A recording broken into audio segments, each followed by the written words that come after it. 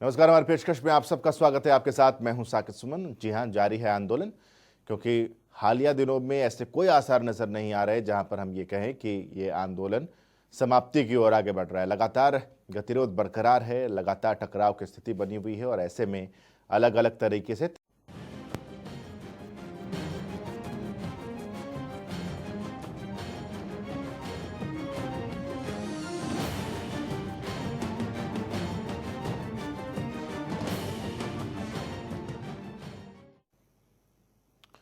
सबसे पहले आपको हरियाणा के पूर्व मुख्यमंत्री ओम प्रकाश चौटाला का स्टेटमेंट सुनाते हैं। किसानों के मसले को लेकर वो क्या कह रहे हैं। क्योंकि सरकार के गलत निर्णयों की वजह से आज इस देश का हर नागरिक, चाहे किसान है, चाहे मजदूर है, चाहे कर्मचारी है, चाहे व्यापारी है,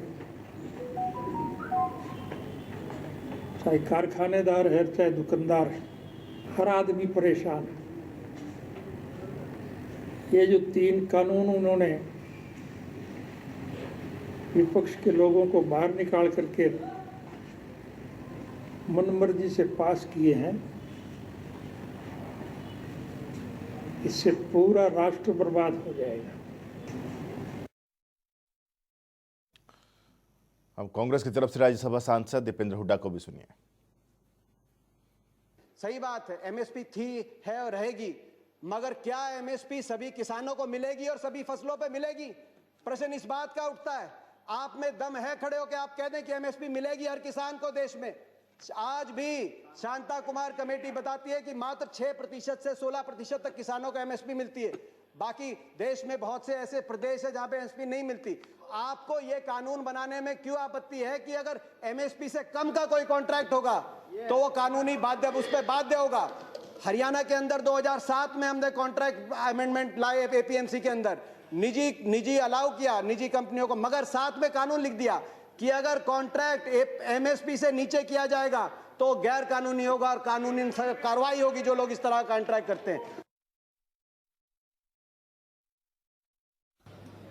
जी हाँ, तो दीपेंद्र हुड्डा का ये स्टेटमेंट बहुत ही अहमियत रखने वाला है। वो ये कह रहे हैं कि शांता कुमार की जो रिपोर्ट बनाई गई थी, शांता कुमार की कमेटी की रिपोर्ट में ये बात सामने आई कि देश में 6 से 16% किसानों को ही एमएसपी मिलता है।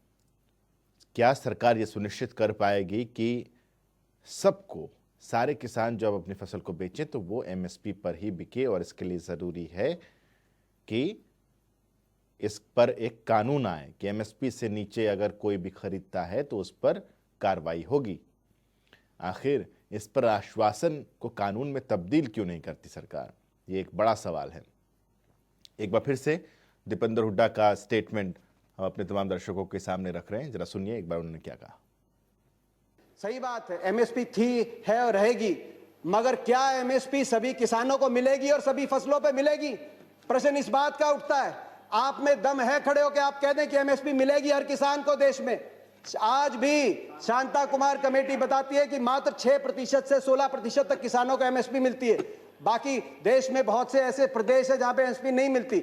आपको ये कानून बनाने में क्यों आपत्ति है कि अगर एमएसपी से कम का कोई कॉन्ट्रैक्ट होगा तो वो कानूनी बाध्य, उस पर बाध्य होगा?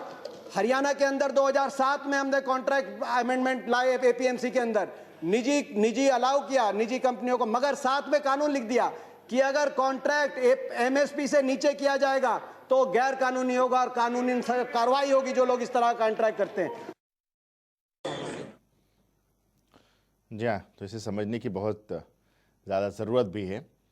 इस वक्त हमारे साथ कांग्रेस के प्रवक्ता सुमित गौड़ जी जुड़े हुए हैं। सुमित जी, बहुत बहुत स्वागत है आपका जनता टीवी पर। सुमित जी, सबसे पहले तो यही मैं जानना चाहूँगा कि ठीक है, ये मांग बहुत जायज़ है दीपेंद्र हुड्डा की, और हिंदुस्तान में अलग अलग तबके की तरफ से ये मांग उठ भी रही है कि एमएसपी जो महज 6 से 16% किसानों तक ही उसको फ़ायदा मिल रहा है, सबको मिले।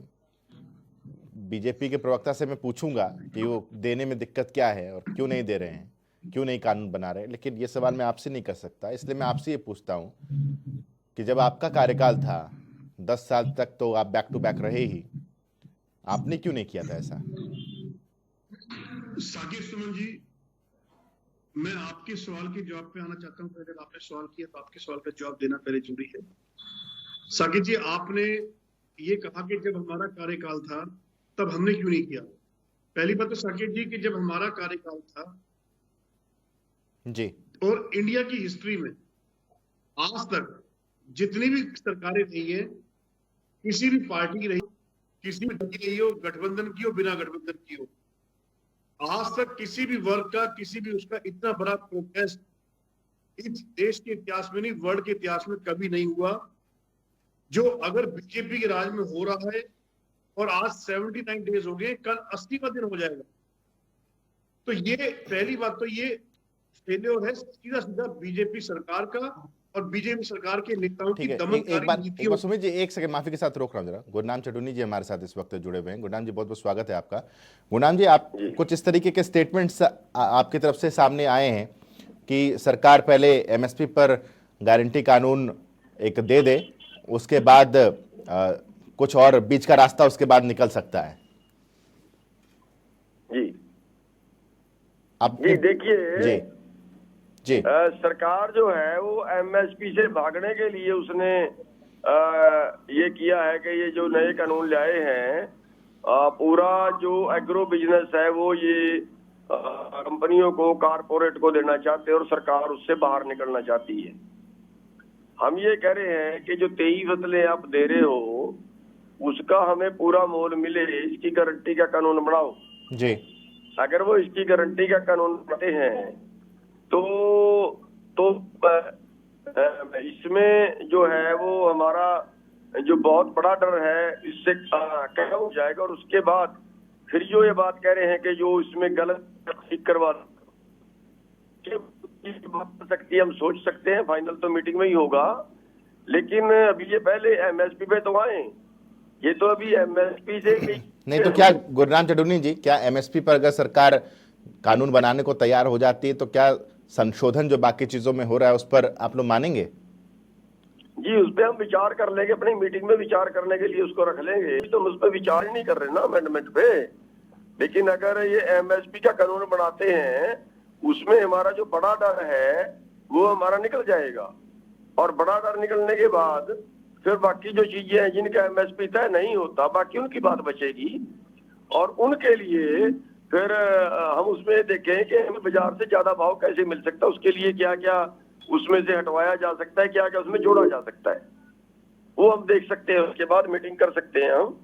और लेकिन अभी जो है, जहाँ तक अभी बात पहुंची है, उस सरकार ने एमएसपी पे कुछ भी नहीं बोला। तो गुरनाम चटूनी जी, गुरनाम जी कुछ नहीं बोला। गुरनाम जी, क्या आप जो इस बात को रख रहे हैं कि अगर एमएसपी पर गारंटी देती है सरकार, कानून बनाती है सरकार, तो बातचीत आगे और बढ़ सकती है, क्या ये सरकार तक संदेश किसी तरीके से पहुंचाया जा रहा है किसान मोर्चा की तरफ से? देखिए, हमने मीटिंग शुरू की है ना जी, मीटिंग में शुरू की है कि आप जो वाली करें, क्योंकि आप इस पे मान नहीं रहे, इस पे हम भी नहीं मान रहे, इसको करेक्ट करें और अगले पॉइंट पे आप बात करें एमएसपी पे। तो मंत्री जी का जवाब ये था, हाँ, मंत्री जी का जवाब ये था कि एमएसपी पे बात तब करेंगे अगर पहले कानूनों में को बात होगी, हम एमएसपी पे तब तक बात ही नहीं करेंगे, ये था उनका कहना। एक बात ये बताइए मुझे गुरनाम जी, ये जो बात आप कह रहे हैं कि कानून अगर एमएसपी पर बनाती है सरकार तो संशोधन के बारे में सोचा जा सकता है, ये गुरनाम सिंह चटूनी का स्टेटमेंट है या किसान मोर्चा का स्टेटमेंट है? संयुक्त किसान मोर्चा का। ये मेरा केवल इतना कहना है कि संयुक्त किसान मोर्चा में बात रखी जा सकती है। मैंने ये नहीं कहा कि वो हमारा को फाइनल हो गया है या कुछ ऐसा है, उसके बाद बात रखी जा सकती है हमारे बीच में। नहीं तो फिर पहले तो फिर आपने वहां बात कीजिए, तब तो फिर सरकार कहेगी कि गुरनाम सिंह चटूनी का प्रस्ताव थोड़ी उन्हें चाहिए, उन्हें तो संयुक्त किसान मोर्चा का प्रस्ताव चाहिए। तो सरकार का प्रस्ताव दे ना, सरकार उसमें बात तो करे। मैं जो बोल रहा हूँ कि हम जो तो वो एमएसपी बात शुरू ही नहीं की ना उन्होंने। नहीं, अगर मान लीजिए सरकार, तो शुरू करें। अगर चटूनी जी, अगर सरकार चलिए बोलती कि हाँ चलिए ठीक है हम इस पर कानून बना देंगे, बाकी संशोधन पर आप हाँ कीजिए, उसके बाद आप किसान मोर्चा के अंदर प्रस्ताव रखेंगे, किसान मोर्चा ने अगर आपकी बात को डिनाई कर दिया कि नहीं नहीं ऐसा कुछ नहीं होगा, फिर क्या करेंगे? तो कोई बात नहीं वो नहीं बढ़ेगी तो फिर तो सरकार का वक्त ही जाया होगा ना। फिर सरकार वर्क करे उस पर कि हाँ ऐसा कर सकते हैं, उसके बाद पता चले कि इसका तो कोई फायदा ही नहीं हुआ।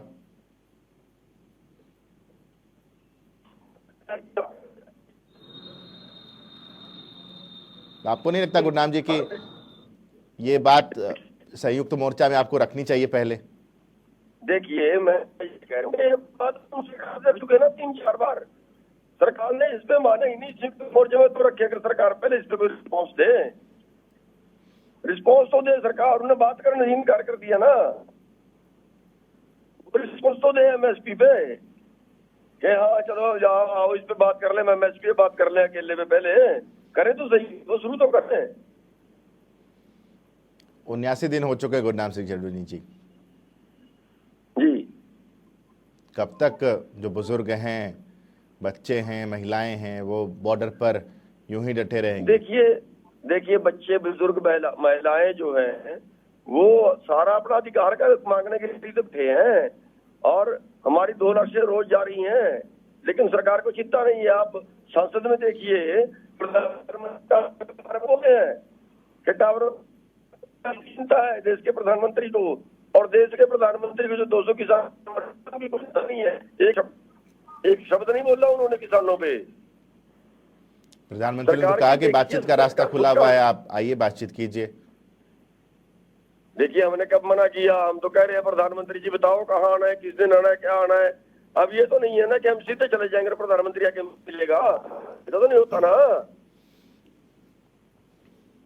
वो बताए कि हमें किस दिन आना है, कहाँ आना है, हम जाएंगे। ना जाए तो फिर हमारी गलती है। वो बनाएंगे, हम जाएंगे। चलिए, शुक्रिया गुरनाम जी आपका हमारे साथ जुड़ने के लिए। ये एक महत्वपूर्ण बात यहाँ पर गुरनाम चड्ढूनी जी कह रहे हैं। हालांकि वो ये कह रहे हैं कि ये उनकी निजी सोच है, संयुक्त किसान मोर्चा की सोच नहीं है ये, कि अगर सरकार एमएसपी पर कानून बनाने के लिए सहमत हो जाती है तो बाकी मसलों पर संशोधन पर विचार विमर्श किया जा सकता है। तो सवाल यही है कि बाकी मसलों पर संशोधन के लिए अगर विचार विमर्श किया जा सकता है तो क्या ये एमएसपी के मसले को लेकर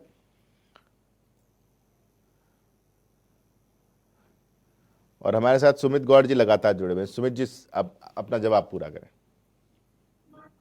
लेकिन जैसे मैं बता रहा था आपको, आपने कहा कि इस देश में, प्रदेश में कांग्रेस पार्टी की सरकार ही नहीं है और पार्टी की सरकार ही नहीं है। कभी भी इतना बड़ा प्रोटेस्ट भारत छोड़ो वर्ल्ड में कभी नहीं हुआ। 79 डेज हो गए, कल 80वां दिन हो जाएगा। तो ये सीधा मेरा सवाल तो कुछ और ही था आपसे। मैंने तो आपसे ये जानने की कोशिश की, मैं तो आपसे ये जानने की कोशिश कर रहा हूं कि आपने 100% किसानों को एमएसपी क्यों नहीं दिलाया था?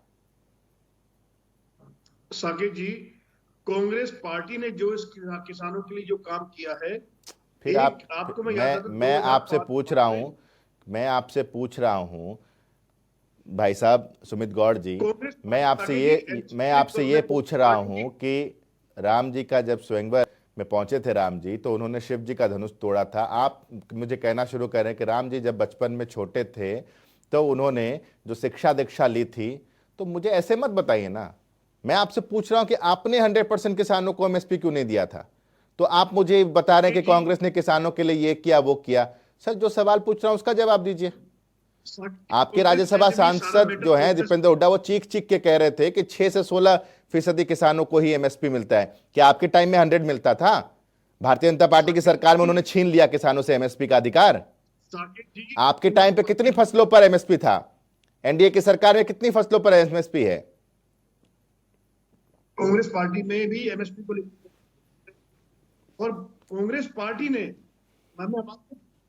लेकिन बीजेपी सरकार को समय हो गया, इन्होंने सिवाय जुमलों के किया क्या किसानों के लिए? हमने तो 10,000 करोड़। मैं तो अभी बीजेपी पर आया ही नहीं, क्योंकि बीजेपी की तरफ से सत्यव्रत शास्त्री जी आने हैं। मैं जब वो बैठ जाएंगे तो मैं उनसे भी पूछ लूंगा, लेकिन मैं तो आपसे पूछ रहा हूं कि आपने क्या किया? आपके टाइम पे 100% किसानों को एमएसपी मिलता था क्या? आपके टाइम पे कितने फसलों पर एमएसपी था? प्रोसेस में आ चुकी थी, टाइम बिटवीन सरकार भी चेंज हुई थी। नहीं और साहब सुमित गौड़ जी, मैं इतना भी बच्चा नहीं हूं कि आप मुझे थमा देंगे लॉलीपॉप और मैं लेकर के चला जाऊंगा कि आपके टाइम में प्रोसेस शुरू हो गया था, है ना? मुझे इतना भी मत बेवकूफ समझिए कि आप मुझे कह देंगे कि कांग्रेस के टाइम में प्रोसेस शुरू हो गया था और मैं मान लूंगा आपकी बात। देखिए साकेत जी, कांग्रेस टाइम में बिल्कुल कहूंगा, ये जो बिल जो बीजेपी सरकार ने जो पास सामने लाए हैं, ये भी कांग्रेस, मैं ये भी कहूंगा कांग्रेस पार्टी ही इस बिल को बनाने जा रही थी, लेकिन इन्होंने उस बिल को तोड़ मरोड़ के किसानों के हक में जो कांग्रेस ने बनाया हुआ था उसको किसानों के विरोधी बना के दिया जो मैंने पूछा उसका जवाब मुझे मिला नहीं। अमेंडमेंट करी है। सत्यव्रत शास्त्री जी हमारे साथ हुए। फोन लाइन पर हैं, फोन लाइन पर जुड़े हैं, वो लाइव जुड़ नहीं पाए हैं। सत्यव्रत शास्त्री साहब, दीपेंद्र हुड्डा जिस बात का जिक्र कर रहे हैं कि 6 से 16% किसान ही देश में ऐसे हैं, जो शांता कुमार की रिपोर्ट कहती है कि उन्हें ही एमएसपी मिल रहा है, बाकी लोगों को, बाकी किसानों को एमएसपी मिल ही नहीं रहा, वो बेच ही नहीं पाते। लागू है एमएसपी इसके बावजूद, क्यों? क्योंकि एमएसपी पर गारंटी नहीं है, कानून नहीं है इस पर। क्या दिक्कत है सरकार को, क्या परेशानी है सरकार को? देखिए साकेत जी, पहले तो मैं आपके प्रश्न का उत्तर दूं या कांग्रेस प्रवक्ता के? नहीं छोड़िए, उनके प्रश्न का उत्तर मैं बाद में ले लूंगा। आप मेरे प्रश्न का मुद्दे पे आए, बहुत लेट से जुड़ पाए आप। मैं आपकी बात पर सहमत हूं कि देश में 100% किसान को पूरा एमएसपी नहीं मिलता। इस पर भाजपा शासित सरकारों ने समय समय पर अपनी ओर से कुछ अमेंडमेंट किए। जैसे पहले मध्य प्रदेश से शुरू हुआ भावांतर योजना, हरियाणा सरकार ने लागू किया भावांतर योजना साग सब्जी के विषय। और आप देखेंगे कि एक ये जो 100% एमएसपी की हम बात करेंगे तो इसके लिए मुझे जो समझ में आता है कि बजट की बहुत बड़ी आवश्यकता होती है, जिसको एक साथ लागू नहीं किया जा सकता। लेकिन हमारी सरकार का पिछले 6 साल का ट्रैक रिकॉर्ड देखेंगे तो हमने हर साल एमएसपी के दायरे में आने वाली फसलों का न केवल फसलें बढ़ाई बल्कि उनकी खरीद का सत्यव्रत शास्त्री साहब, सत्यव्रत शास्त्री जी, देश में बहुत बड़े बड़े इकोनॉमिस्ट हैं, और जो आप थियोरी यहाँ पर रख रहे हैं ना कि आर्थिक तौर पर बहुत बड़ा नुकसान हो जाएगा, कोई इकोनॉमिस्ट नहीं कह रहा। नहीं साकेत जी समझो मेरी बात, नुकसान की बात नहीं। आप कह रहे हैं ना कि आर्थिक तौर पर बहुत बोझ पड़ जाएगा। बजट की व्यवस्था कैसे कैसे करनी है उसका एक टाइम पीरियड के साथ बढ़ रही है। और हम चाहते हैं, हमारी सरकार चाहती है कि आप जो 100% एमएसपी की बात है, लेकिन उसके साथ साथ हमें यह भी विचार करना पड़ेगा। सिर्फ एक कानून की जरूरत है शास्त्री जी, एक कानून की जरूरत है। वो कानून लागू होगा, किसान एमएसपी पर ही बेच पाएगा। खरीदने वाला चाहे वो बाहर का हो या अंदर मंडी में हो, कहीं भी हो, वो एमएसपी पर ही खरीदेगा। मैं इस बात पर सहमत हूं साकेत जी, मैं इस बात पर सहमत हूं। किसान को उसकी फसल का उचित समय पर मूल्य मिलना चाहिए। सरकार की इस पर मंशा है, इसलिए आप देखेंगे कि कांग्रेस के बाद में हमने 1.5 गुना एमएसपी एक साथ साहब शास्त्री जी, शास्त्री जी आप सहमत हैं और देश के तमाम बड़े मंत्री आश्वासन दे रहे हैं, लेकिन कानून कोई नहीं बना रहा। देखिए मैं आपको उसकी बात समझू कि कानून आएगा, सब कानून एक साथ आए ऐसा नहीं है। नहीं तो लेकिन सब कानून की बात कहां है? इस कानून को पहले ला दीजिए, बाकी किसानों का आधा गुस्सा तो खत्म हो जाएगा। देखिए ये एक विषय है कि पहला कानून कौन सा या दूसरा कौन सा, या पहला कौन सा दूसरा कौन सा, इंफ्रास्ट्रक्चर तैयार करने के लिए सबसे बड़ा सवाल तो ये है शास्त्री जी कि आप जब 3 कृषि कानून ला रहे थे, उसमें आप लोगों की सोच में कहीं दूर दूर तक था ही नहीं कि एमएसपी पर कोई गारंटी कानून बनना चाहिए।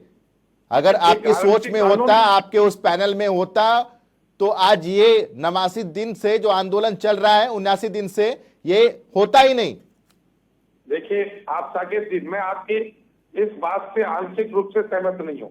आप समझिए, यदि किसान के प्रति हम पॉजिटिव नहीं होते, किसान की आमदनी दोगुनी करने का एक प्रधानमंत्री का ड्रीम प्रोजेक्ट जो उन्होंने 2022 तक दे रखा है, उसके बाद एमएसपी का 1.5 गुना आपका लागू करना, अचानक एक साथ लागू करना, किसानों की फसलें, हम दालें कितनी खरीद चुके हैं, किसान के खाते में सरकार के द्वारा कितना पैसा गया है, ये संकेत करते हैं पॉजिटिव सोच के लिए कि किसान के प्रति ये सरकार संवेदनशील है। अक्षय नरवाल जी हमारे साथ किसान नेता जुड़े हुए हैं। आप सुनो, अक्षय नरवाल जी स्वागत है आपका। 1 मिनट शास्त्री साहब, 1 मिनट सुमित गौड़ जी, 1 सेकंड। नरवाल साहब, गुरनाम चटूनी ये कह रहे हैं, आप जानते होंगे गुरनाम चटूनी को, वो ये कह रहे हैं कि अगर एमएसपी पर कानून बनाने के लिए सरकार सहमत हो जाती है तो किसान जो संशोधन की बात सरकार कर रही है उस पर सोच सकती है। हालांकि वो ये भी कह रहे हैं कि ये मेरा पर्सनल ओपिनियन है। आप क्या कहेंगे इस पर?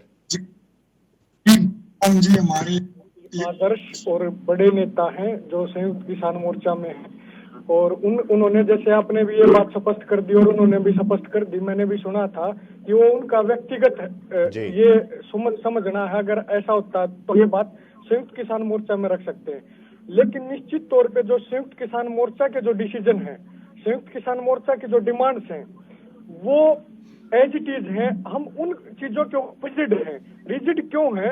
आज सिर्फ किसान नेताओं से आंदोलन नहीं चल रहा है, ये किसान आंदोलन किसानों की भावनाओं से, जो जो आज वो किसान संगठन इस आंदोलन में शामिल है, आज वो किसान इस आंदोलन में शामिल है जो किसी संगठन के साथ नहीं जुड़े हुए हैं। वो हर, मैं कहूँ छोटा बच्चा, बुजुर्ग, क्या सबका ये आंदोलन बन चुका है। तो उनकी भावनाओं का ध्यान रखना किसान नेताओं के लिए और सबके लिए बहुत जरूरी है। और उनकी भावना ये है कि एमपी के ऊपर कानून बने और जो ये तीनों काले कानून है ये वापस होने चाहिए। ठीक है नरवाल साहब, एक बात बताइए, प्रधानमंत्री ने भी लोकसभा से ये पूछा था कि आपका आंदोलन तो पवित्र है, लेकिन जब आप टोल प्लाजा को फ्री कराने की बात करते हैं, आप लोगों ने कराया भी, ये आंदोलन का कौन सा प्रारूप है, कौन सा स्वरूप है? क्या आप इससे दिखाना चाहते हैं? राजस्व का नुकसान होता है और कुछ नहीं होता? जी देखिए, मैं ये बताना चाहता हूँ साकेत जी, जब टैक्स हम हर चीज देते हैं, ये तो गुंडा टैक्स है जो वसूला जा रहा पूरी जनता से। हम उनको के तरीके से हम किसी के साथ कोई या तोड़ा फोड़ी हुई हो, इतने 79वां दिन है, आज कहीं भी पत्ता तक टूटा हो। बहुत अच्छा काम आप कर रहे हैं। अगर ये बहुत अच्छा काम है अक्षय नरवाल जी, अगर आप लोगों के हिसाब से गुंडा टैक्स है तो रोज क्यों नहीं करते? कभी कभी क्यों याद आता है? जी रोज कीजिए, रोज किसानों का वहां पर एक जत्था बिठवाइए। बिल्कुल सही बात है आपकी, लेकिन आप देखिए अभी अब आप लोग ट्रेन, आप लोग रेल रोकने जाएंगे, वो भी क्या गुंडा रेल है? आंदोलन चला हुआ है। जब आंदोलन चल रहा है, मैं ये पूछ रहा हूँ, आप लोग अब रेल रोकेंगे, रेल रोक के आप किसको परेशान करेंगे? रेल रोक के किसको परेशान करेंगे? आम यात्रियों को ना। हवाई जहाज रोकिए जिससे अमीर लोग ट्रैवल करते हैं, बड़े बड़े मंत्री ट्रैवल करते हैं, हवाई जहाज से रोकिए जाकर के हवाई जहाज को। साकेत जी सुनिए ना फिर एक बार, मैं ये कह रहा हूँ, हमारे बहुत सारे पंजाब से, दूसरे देशों से, हर जगह से समर्थन किसानों को मिल रहा है। पंजाब से जो साथी आते हैं, रोड के माध्यम से आते हैं, बार बार उनको टोल वाले दुखी करते हैं, तो जरूरी हो गया में कि किसान लोग रोके। और जहाँ आपने जहाजों को रोकने की बात की, मैं ये कहता हूँ वो ठीक बात, आपके अमीर लोग ट्रेवल करते हैं, और आपने जो कहा कि आप जहाज रोक दीजिए, ये कर दीजिए, वो हमारी रणनीति तय होगी ना। तो आप डिसाइड करेंगे हमें क्या रोकना क्या नहीं रोकना। वो हम जो किसान नरवाल जी ट्रेन रोक करके आम लोगों को परेशान करेंगे, इसके अलावा कुछ नहीं होगा। हम सांकेतिक आम लोग परेशान होंगे। आज साकेत जी, इस देश की भावना आज किसानों के साथ है। आज अब देखिए, मैं आपको एक छोटी सी बात बताना चाहता हूँ कि जिसमें सैकड़ों गांव से एक लेने के, उसमें चलिए थोड़ा सा रिएक्शन सुमित गौड़ से लेते हैं। सुमित जी थोड़ा सा रिएक्शन जो दिखाता है। एक सेकंड अक्षय जी, एक सेकंड, वक्त की कमी है। गौड़ साहब। हाँ जी साकिब जी बोलिए सर। साकिब जी, मैं तो आपको बता दिया था पहले भी और आगे भी कह रहा हूँ कि इस समय बीजेपी सरकार को अपनी झूठी हट, झूठी ईगो छोड़ के इन किसानों के हक में अपने को इस जो इनका ये बैकआउट अपना रोल बैक कर लेना चाहिए।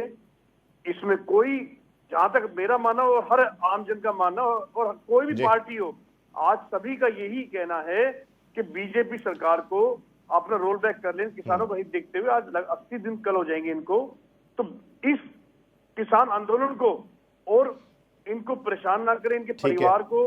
ठीक है, चलिए बहुत बहुत शुक्रिया आप सभी खास मेहमानों का हमारे साथ इस चर्चा में शरीक होने के लिए। आंदोलन जारी है और आगे कुछ समय तक तो ये जारी रहेगा ही। इस पेशकश में बस इतना ही, थोड़ा सा ब्रेक, खबरों का सिलसिला लगातार जारी रहेगा।